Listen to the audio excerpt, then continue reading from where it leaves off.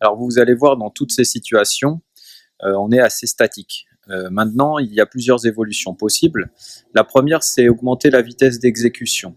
Je commence à une vitesse 1, je la maîtrise, puis je passe à la vitesse 2, puis la 3, etc.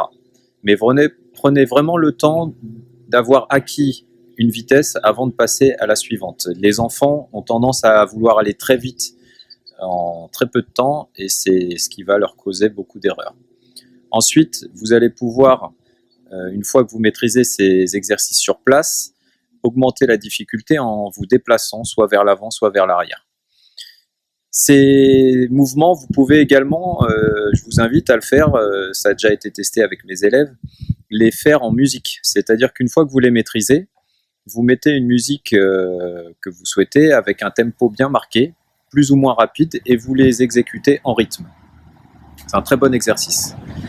Enfin, une fois que ces routines d'exercice sont acquises, au même titre que le travail du HIIT, que vous connaissez peut-être, vous allez pouvoir augmenter l'intensité et faire du fractionné pour solliciter un peu plus le cœur.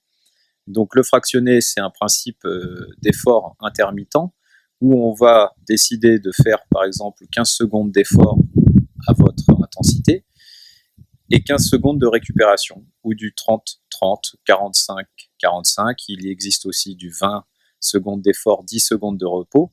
Vous pouvez trouver sur YouTube des bandes son avec ces plages de travail et de récupération en marquant dans le moteur de recherche de YouTube par exemple Tabata 30-30 et vous aurez donc 30 musiques qui vous incitent à faire l'effort demandé avec vos exercices et vous aurez 30 secondes de récupération, etc.